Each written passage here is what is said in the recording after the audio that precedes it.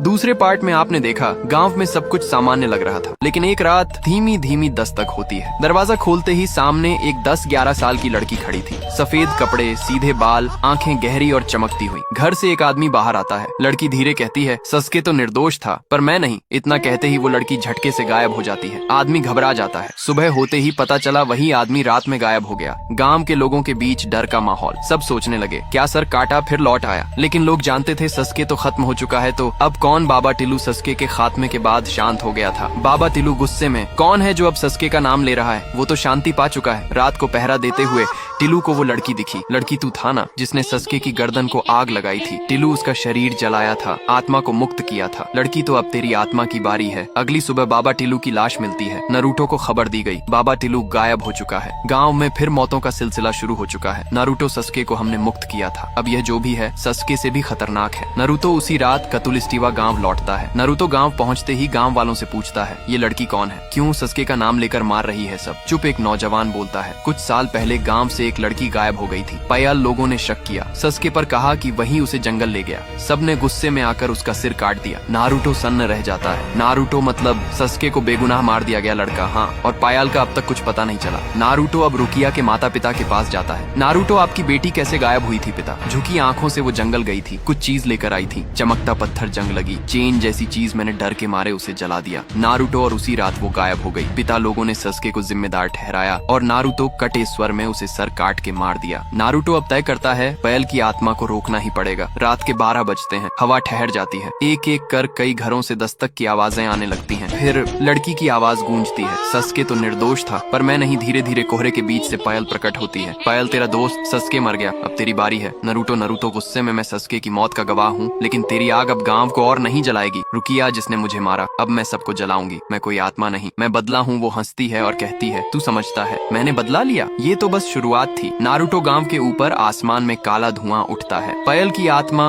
अब और भी शक्तिशाली हो चुकी है। अगर आप चाहते हो नारुतो और पयल की आखिरी टक्कर देखना, इस वीडियो पर 1000 कमेंट्स करो।